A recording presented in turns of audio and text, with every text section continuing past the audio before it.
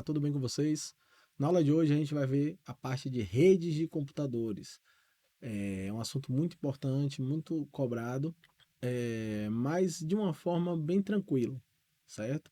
Rede de computadores pode parecer um assunto bem complexo, mas para a prova de vocês, o que costuma ser cobrado é algo bem simples e que a gente vai estar tirando todas as dúvidas aqui na aula, tá certo? Então vem comigo aqui, ó. Então, primeiro a gente precisa entender o conceito de rede de computadores, tá certo? Então, rede de computadores é a estrutura física e lógica, beleza? Que permitem que diversos computadores se comuniquem entre si. Então, isso é uma rede de computadores. Eu tenho diversos computadores e eles ficam se comunicando, seja através de cabeamento ou seja através de conexões Wi-Fi, beleza? Esses dispositivos em rede usam um sistema de regras para transmitir as informações por meio de tecnologias físicas ou sem fio. Esses sistemas de regras a gente vai ver na parte final da nossa aula, que são os protocolos, beleza? Então são regras para que haja essa comunicação entre esses computadores, beleza? Quando a gente fala de cabeamento de redes, a gente tem alguns tipos de cabeamento, certo? Tipos de cabo, né? E aqui a gente vai ver cada um deles, os principais e quais são as suas características. Então, o cabeamento, na verdade, de redes é o meio físico onde esses dados eles são transmitidos, beleza? Então, esses dados eles são transmitidos pela parte física ou pela parte lógica, pela parte de Wi-Fi, de wireless, não é isso? Aqui agora a gente vai ver a parte física através dos cabos, ok? Então, esses cabos, eles são considerados hardwares, só lembrando hardwares por quê? Porque o cabo eu posso pegá-lo. Então, se eu posso pegar, ele é um hardware. E ele é responsável pela conexão entre essas máquinas, ok? Os cabos, os tipos de cabos que eu tenho para realizar esse tipo de conexão, né, de comunicação. Eu tenho o cabo coaxial, que é esse aqui que vocês estão vendo, tá certo? Ele é muito resistente, com blindagem contra a interferência externa. Dispensa a utilização de hubs, porque a conexão dele geralmente é feita, a comunicação ou a ampliação deles é feita através do conector T, beleza? Então eu não uso hubs para poder é, dividir, né, e ampliar a minha rede. E eles são mais rígidos e podem ser quebrados com mais facilidade. Então é por isso que eles não são tão utilizados assim, principalmente nas minhas conexões, nos meus cabeamentos internos, tá certo? Eu tenho o cabo par trançado, que é esse famoso cabinho azul aí, né? E esse cabo, ele é o mais utilizado para fazer essas conexões, beleza? Ele possui uma boa flexibilidade, então eu posso estar passando ele por eletrodutos e por outros, algumas pessoas fazem até de forma equivocada, mas às vezes para safar uma guerra, né? A gente acaba passando ele por locais que não deveriam, entre aspas, né? Mas acaba dando certo porque funciona, pra, a pessoa tá ali no vexame, precisa de qualquer jeito, e o fato dele ser bem flexível ajuda muito nisso aí.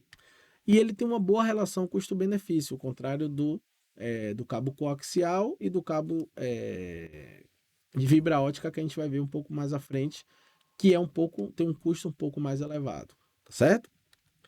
E aí a gente chega no nosso cabo de fibra ótica, que é esse aqui, tá certo? Ele tem um maior alcance, beleza? Tem maior velocidade e ele é imune a interferências eletromagnéticas, tá certo? Professor, então por que que usa mais o outro do que esse aqui? Porque esse é um cabo muito caro, ele parte com mais facilidade, a conexão, a correção de falhas, eles são muito mais complexos, certo? Do que o cabo de par trançado. Então é por isso que em muitos casos ele ainda não está sendo tão utilizado quanto o cabo de par trançado, beleza?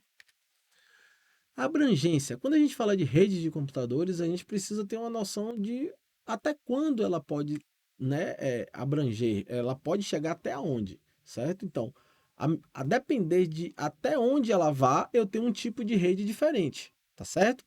Então, quando eu tenho uma rede pessoal, eu tenho uma rede chamada de rede PAN, beleza? É uma rede de pequeno alcance que conecta dispositivos móveis pessoais. Então, aqui eu tenho um exemplo, quando eu estou em casa, por exemplo, e eu quero conectar o meu celular o YouTube do meu celular na minha Smart TV. Então, ali eu estou realizando uma conexão PAN, certo? É uma conexão pessoal. Através do celular eu vou imprimir um documento que está na impressora, ou vou imprimir um arquivo lá para sair na minha impressora. Então, eu quero conectar um fone de ouvido Bluetooth da televisão ou do celular. Então, tudo isso aí são consideradas redes do tipo PAN, conexões pessoais. Eu tenho a conexão à rede do tipo LAN, que é uma rede local, certo? E é uma rede restrita aos limites físicos de uma casa, de um escritório, etc. Então, digamos que eu tenha um escritório e eu tenha 5 andares e diversas salas por andares. Então, essa estrutura de rede que eu estou fazendo nesse escritório é considerada uma rede LAN, beleza? Eu tenho uma rede CAN, que é uma rede de campus, tá certo? Essa rede ela não é muito falada, não é muito vista, mas existe essa definição, certo? Que é aquela rede formada por diversas LANs, beleza? Que são conectadas entre si e abrangem diversos prédios de uma instituição. Então imagine que eu tenho um campus numa universidade e esse campus ele tem um prédio de ciência e tecnologia, o prédio de letras, o prédio de exatas, de humanas, etc. Enfim, então eles vão estar conectados, cada um na sua LAN, e o conjunto deles vai formar o que a gente chama de rede CAN. Beleza? Eu tenho aí uma imagenzinha que explica mais ou menos, né, como é que funciona. Eu tenho também a minha rede MAN, que é uma rede metropolitana, e vai fazer a conexão de regiões metropolitanas, tá certo? Então eu tenho vários locais, né, que se conectam, que se comunicam, certo? Dentro de uma região metropolitana. Então quando eu tenho isso, eu tenho uma rede chamada de rede MAN. E eu tenho a rede WAN, que é a rede mundial. É a rede que me conecta à internet, é que me faz ter acesso a algo que está, por exemplo, hospedado nos Estados Unidos, certo? Então isso é uma rede WAN, é uma rede mundial, certo? Então, esses são os 5 tipos de rede quando eu falo de abrangência, certo? Até onde ela pode chegar. Beleza? Isso é muito importante também, pessoal. Isso é importante a gente citar, e quando a gente fala dessas mesmas conexões, só que através de wireless, de rede sem fio, beleza? Eu tenho a mesma nomenclatura para rede, com uma única diferença, eu coloco o W na frente, certo? Lembra lá de W de Wi-Fi, de wireless, e aí você vai ver, como é que se chama a rede metropolitana sem fio? WMAN. Como é que chama-se a rede mundial sem fio? WWAN. A rede pessoal WPAN. E por aí vai, tá certo? Então, quando é uma abrangência sem fio, né? Eu só coloco o W na frente e a nomenclatura é a mesma, beleza? Então aqui eu tenho a minha rede mundial de computadores. Topologia, um outro aspecto, um outro assunto também importante na parte de rede de computadores. Então, topologia é a forma física como os equipamentos conectados e os meios de comunicação em uma rede são apresentados. É como se fosse o layout da minha rede, é como eu estou enxergando a minha rede. Basicamente, nós temos 3 tipos de topologia. A topologia de barramento, que é essa aqui, beleza? E ela possui algumas características. Nessa topologia de barramento, os equipamentos se conectam a um barramento físico central, que é esse barramento aqui que vocês estão vendo, beleza? Todos os computadores se conectam a esse barramento. A mensagem ela passa por todas as estações justamente por ser um único barramento. Então a mensagem, a comunicação, ela vai ser dada em todas essas estações. São essa estação, essa estação, essa estação e essa estação. Não existe um elemento central para controle do envio de dados. Então repare que eu não tenho elemento central nenhum. Eu tenho computadores interconectados a esse barramento. Difícil localização dos defeitos. E quando ocorre um defeito ou ampliação da rede, a conexão fica interrompida. Por quê? Porque se eu tenho um defeito aqui, eu meio que quebro esse barramento aqui. Então, para eu corrigir né, essa falha, eu preciso interromper a comunicação para depois voltar a funcionar normalmente, ok? Segunda topologia que eu tenho de redes é a topologia em anel, que é basicamente essa imagem que vocês estão vendo aí, certo? Ela é formada por um circuito em formato de anel, como vocês estão vendo. Também não existe um equipamento central, tá certo? Para controle e envio para controle do envio desses dados. A transmissão ocorre máquina em máquina em apenas um sentido, tá certo? Então essa transmissão ela tem um único sentido. Se houver ampliação da rede, a comunicação é interrompida. Por quê? Se eu quiser colocar um outro computador aqui nessa rede, certo? Eu preciso quebrar aqui essa comunicação para poder colocar um novo computador, tá certo? Então eu preciso interromper a minha rede, a minha comunicação nessa rede, para poder acrescentar um outro equipamento, ok? E por fim, a nossa topologia em estrela, que é essa basicamente aqui, beleza? Ela possui um elemento central, ó, para controle do fluxo de dados, que é o que a gente chama de concentrador. Toda informação passa por ele, então qualquer informação relacionada à parte da rede vai passar antes pelo concentrador para depois ser distribuído para os equipamentos. Possui uma alta performance e um custo elevado, justamente porque esse concentrador ele possui um custo elevado, certo? Para eu ampliar a rede, basta eu conectar o equipamento ao concentrador. Então, diferente das outras duas, eu não preciso interromper a comunicação, porque eu tenho 4 computadores aqui nesse, ou melhor, 5 computadores aqui nesse exemplo. Se eu quiser conectar um sexto, eu não preciso interromper a comunicação da minha rede como um todo. Basta eu acrescentar esse sexto computador aqui e já foi. Ah, e se um quebrar, a mesma coisa. Eu retiro ele daqui e a comunicação não precisa ser interrompida. Beleza? Então, aqui, como eu falei, a falha de um segmento não compromete toda a rede, beleza? E aí vem a pergunta: de todos dessas três topologias, qual que vocês acham que é a mais utilizada atualmente? De cara já dá para perceber que é a topologia estrela, certo? Então, esse concentrador aqui pode funcionar, pode ser um hub, pode ser um switch, tá certo? E ele é responsável por fazer essa distribuição e controlar o fluxo de dados da minha rede, beleza? Equipamentos de rede. Então, quando a gente tem nossa aula, né, sobre os hardwares, a gente diferencia, né, os hardwares, né, de uma forma geral, os computadores, processadores, memórias, etc. E a gente tem o que a gente chama de hardwares de rede, que são aqueles equipamentos que têm relação com o funcionamento da minha rede. E aqui a gente vai ver eles e saber para que serve cada um deles. Então, primeiro é a minha placa de rede, que é essa aqui que vocês estão vendo. A placa de rede ela permite que o computador se ligue à estrutura da rede através de cabo que será conectado na placa. Então, essa é uma placa de rede em que eu conecto um cabo a ela. Existe também uma placa de rede sem fio. Obviamente, eu não vou precisar de colocar um cabo conectado a ela, porque a transmissão vai ser feita de forma wireless, tá certo? Possui um endereço de fábrica único, chamado de endereço físico ou MAC.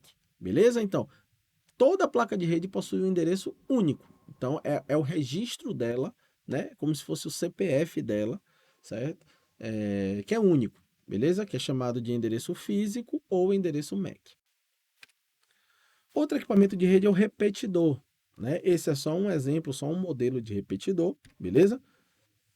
Esse repetidor, ele recebe um sinal elétrico luminoso e amplia esse sinal, permitindo que o sinal trafegue por uma maior distância. Então, a gente utiliza muito repetidores quando a gente tem vamos chamar assim, uma casa muito grande e eu tenho um roteador lá na minha sala, por exemplo. Eu tenho aqui a minha sala e o meu quarto ele fica aqui, certo? Aqui está o meu quarto. O meu roteador, o meu sinal de internet, ele está na minha sala, beleza? Quando ele vai até o meu quarto e chega aqui, ele não chega com um sinal muito bom, porque a distância é muito grande. Então, o que é que eu faço? Eu chego aqui no meio, coloco o repetidor. Para quê? Para que ele pegue o sinal daqui, que chega até aqui, que ainda está forte, e transfira e leve até o quarto com uma potência, uma ampliação bem maior, certo? Outro equipamento de rede, o roteador, né? Um modelozinho aí de roteador. E para que serve esse carinha? Ele permite interligar redes distintas, ou seja, ele permite interligar a rede do meu provedor de internet, e aí pode ser Vivo, Oi, Claro, enfim, qualquer outro provedor, tá certo? E ele vai permitir que eu me conecte com uma outra rede, por exemplo, a internet, tá certo? Então ele vai permitir com que eu da minha casa tenha o meu provedor ali, daquele provedor de serviços, e eu possa acessar a internet, que é uma rede que está em outro local, certo? Então o roteador ele vai fazer isso aí. E ele vai definir a melhor rota para isso, certo? Para que a minha internet fique mais rápida possível, tá certo? Eu tenho outro equipamento que é o hub, certo? Que é esse carinha aí, que ele recebe os sinais transmitidos pelos computadores e retransmite para as demais portas. O hub, ele nada mais é do que como é que eu vou dizer, um transmissor de dados. Exemplo, eu tenho um computador aqui, PC1, eu tenho um PC2, certo? Só que a minha rede, ela vem daqui, tá certo? Eu vou conectar o PC1, então eu venho com cabo de rede aqui e conecto ao PC1. Só que o que é que acontece? Como é que eu vou conectar o PC2 se eu só tenho uma porta de rede, certo? Uma porta de entrada de rede. Então o que é que eu faço?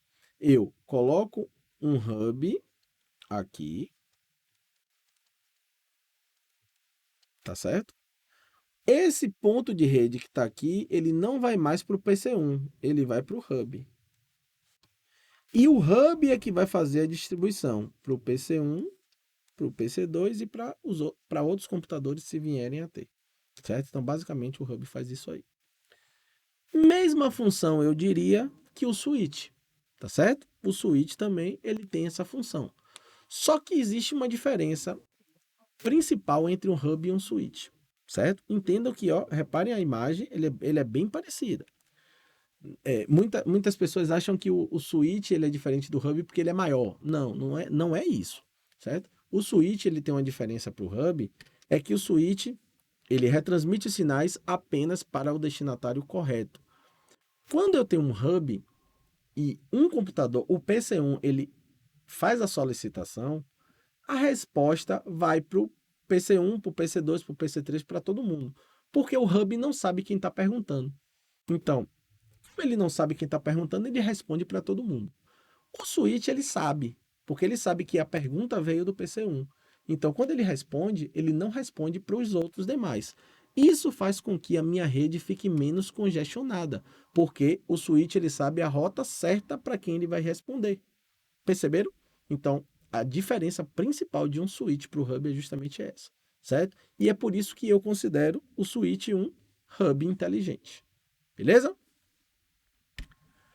Outro equipamento de rede é o proxy, beleza? O proxy ele controla o conteúdo externo que está sendo buscado pelos usuários de uma empresa. Pode restringir os acessos para serem acessadas somente informações interessantes. Então, a função do proxy, pessoal, nada mais é do que eu tenho uma empresa, beleza? E nessa empresa, eu quero que os meus funcionários, eles tenham acesso à internet apenas aos sites que eu quero, certo? Então, digamos que eu quero só que os meus funcionários acessem o site da minha empresa. Eu só quero isso. Só o site. www.empresadoprofessorcarmo.com.br. Só vai acessar isso. Beleza. Todos os funcionários têm isso. Só que alguns funcionários meus trabalham na parte de relações públicas, de divulgação e etc. E aí eles precisam acessar o Instagram, o Facebook, algumas outras redes sociais para estar fazendo a divulgação da minha empresa. Então, o que é que eu faço? Eu crio um grupo, certo? Posso chamar esse grupo Grupo A. E esse Grupo A eu vou colocar todos os funcionários que trabalham nesse setor. A partir daí, esse grupo apenas, além de acessar o site da minha empresa, ele vai ter acesso a esse site de redes sociais. Eu tenho um outro grupo, um grupo B, que é do financeiro. que ele vai precisar acessar sites bancários, Receita Federal e etc. Eu crio o grupo B e coloco os sites bancários da Receita Federal no grupo B e coloco esses usuários nesse grupo B. Então, o grupo A acessa apenas as redes sociais, o grupo B acessa apenas os sites bancários e da Receita. Entenderam? Então, o proxy ele controla isso. Por quê? Porque tudo que os usuários vão acessando, o proxy ele tem um registro desses acessos, certo? Da mesma forma que eu posso fazer nesse sentido, eu posso fazer também o sentido inverso. Eu posso liberar para que todos os funcionários acessem todos os sites e controlar eles através do proxy. Se eu perceber que eles estão acessando muito um determinado site, um site de streaming para estar assistindo filme, série, etc., e eu percebo isso no proxy, o que é que eu faço? Eu bloqueio aquele site específico. Eu não vou bloquear tudo. Eu vou bloqueando à medida que eu estou vendo que as pessoas estão acessando algo que não deveriam, numa frequência que eu considero que não é correta. Certo? Então, o proxy ele serve justamente para controlar esses acessos aos sites. Tá certo? E para fechar, pessoal, na nossa parte de redes de computadores, a gente tem os protocolos. O que é que vem a ser especificamente o protocolo? Então, os protocolos, ele não é um programa, ele não é nada. Ele é apenas um conjunto de normas e regras, tá certo? Que vão permitir a comunicação entre os computadores. E essas comunicações, elas podem acontecer de diversas formas. Então, para cada forma dessa, eu tenho um protocolo. O que é que vocês precisam saber? Qual é o protocolo e o que é que ele faz? Só isso aí, tá certo? Então, vamos ver aqui os principais protocolos. Detalhe que são os mesmos protocolos que são usados na internet, são usados na intranet também, tá certo? E independente do sistema operacional e da plataforma de hardware. Então, não importa se eu estou no Windows ou no Linux, os protocolos são os mesmos. Não importa se eu estou num PC, num desktop ou no notebook, os protocolos vão ser os mesmos, tá certo? Então vamos lá. O que é que a gente tem que saber de protocolo? Qual é o protocolo e para que ele serve? Então, o primeiro protocolo é o protocolo SMTP. Esse protocolo é o protocolo responsável por controlar o envio de mensagens de correio eletrônico. Então, quando eu envio mensagens de correio eletrônico, quem controla esse envio é o protocolo SMTP. O protocolo IMAP é o protocolo responsável pela leitura de mensagens de correio eletrônico diretamente no servidor. São aquelas mensagens dos correios eletrônicos do tipo webmail, aquelas mensagens que eu leio, eu não baixo para minha máquina, eu leio essas mensagens diretamente no servidor, seja ele um servidor do Gmail, do Hotmail, etc. Tá certo? Então, quem é responsável por isso, por gerenciar isso, pelo conjunto dessas normas e regras, é o protocolo IMAP. E eu tenho também o protocolo POP3. O protocolo POP3 é o responsável pelo recebimento de mensagens de correio eletrônico, onde essas mensagens são retiradas do servidor e enviadas para o computador. Já é aquele processo do tipo de correio eletrônico, correio local, onde eu pego as mensagens do servidor de e-mail e baixo elas para o meu computador. Então, quem faz esse processo, se eu tiver que configurar o meu computador para pegar mensagens de um servidor e colocar no computador, eu preciso configurar o meu protocolo POP3. Beleza? Vamos lá. Protocolo HTTP é o protocolo que permite que eu visualize as páginas web. Só isso. Então, as páginas web, elas são desenvolvidas em linguagens, né, HTML, e outros tipos de linguagens que não são visíveis, né? São um monte de palavras, são um monte de códigos. Então, para que eu possa ver aquele monte de códigos em uma página como eu vejo, quem vai fazer isso aí é o protocolo HTTP. E aí eu chamo um detalhe para esse protocolo, que quando eu tenho o HTTP e eu tenho o S depois dele, significa que aquela página web ela é o que? Segura. Esse S é de segurança. Então, páginas de banco, de cartões de crédito, geralmente eles vêm com esse protocolo HTTPS, beleza? Para informar, para identificar que aquela página é uma página segura, beleza? Protocolo FTP é utilizado para transferência de arquivos entre computadores da internet. Então, muitas vezes eu quero transferir um arquivo de um computador a outro e eu não tenho como, porque o arquivo que eu quero fazer isso é muito grande. Eu não tenho, por exemplo, como enviar um e-mail para aquela pessoa e anexar aquele arquivo, porque aquele e-mail, aquele servidor de correio eletrônico, ele não suporta um arquivo de 20 gigas, tá certo? Então, o que é que eu faço? Eu crio um servidor FTP com usuário e senha, né? E forneço esse usuário e senha para um outro usuário. E ele vai acessar o meu computador através do protocolo FTP e baixar aquele arquivo. Beleza? Então, o protocolo FTP serve basicamente para fazer esse tipo de transferência. Protocolo Telnet, que é o protocolo responsável por permitir o acesso remoto a outros computadores. Então, quando eu tenho um computador aqui e eu consigo acessar um computador que está na minha casa, por exemplo, quem vai permitir, quem vai controlar isso aí é o protocolo Telnet. Beleza? DNS traduz os endereços URL para endereços IP. Então, o computador ele é máquina. Nós somos humanos. Eu só entendo www.google.com.br. O computador só entende 10.20.30.40, que é o endereço IP do Google. Então não tem como, não teria como nós decorarmos, nós aprendermos, nós sabermos todos os endereços IPs de todos os sites que a gente queria acessar. A gente sabe o nome do site, o www. Alguma coisa. Então, só que o computador não sabe o que é www.google.com. O computador não sabe. Então ele precisa de um tradutor para que quando eu digitar esse endereço, ele traduza para o endereço IP e o computador acesse aquele site que eu estou querendo acessar. Então, quem faz essa tradução é justamente o protocolo DNS. Beleza? Tem o protocolo TCP, que é responsável pelo controle de transmissão dos pacotes entre computadores, garantindo a entrega desses pacotes. Isso é importante, esse finalzinho aqui, ó, pessoal. Garantindo a entrega desses pacotes. O TCP ele é um protocolo confiável, tá certo?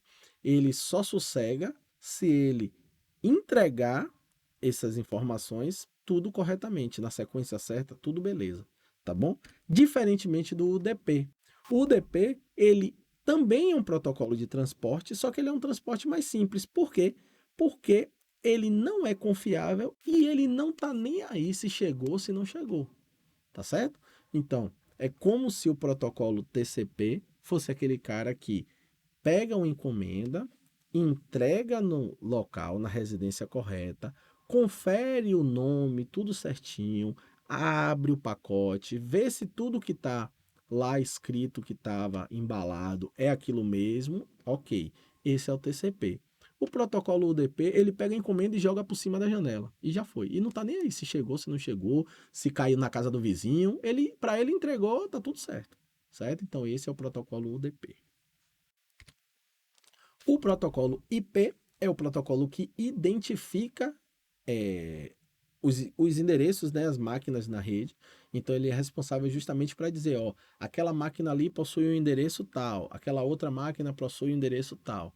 Então quem faz isso é o protocolo IP, tá certo? E eu tenho também o protocolo DHCP, que é o responsável pela definição desses endereços IPs automaticamente. A gente tem como definir os endereços de cada máquina manual. Caso a gente não queira fazer isso, a gente pode deixar com que isso seja feito de forma automática. E quem vai fazer isso para a gente é justamente o protocolo DHCP. Tá certo? Então, pessoal, fazendo um apanhado sobre o que a gente viu na nossa aula de redes de computadores, a gente pôde verificar toda a parte de cabeamento, não é isso? A gente viu os tipos de rede de acordo com a sua abrangência, na verdade. A gente viu as topologias de rede, que é a forma como as redes são vistas por nós na internet, como elas são organizadas, né, o layout dessas redes. E a gente pôde ver também os protocolos de redes, tá certo? Então, com isso vocês viram que essa parte de redes ela é bem tranquila, são coisas bem básicas que são cobradas na prova, até porque não é um assunto, não é um edital que você vai fazer para técnico de rede de computadores ou da área de rede de computadores, porque aí seria algo muito mais complexo, tá certo? Então é bem tranquilo, tá certo? Espero que vocês tenham gostado, tenham entendido tudo e agora é gabaritar nossas provas, beleza? A gente fica por aqui, até a próxima, pessoal.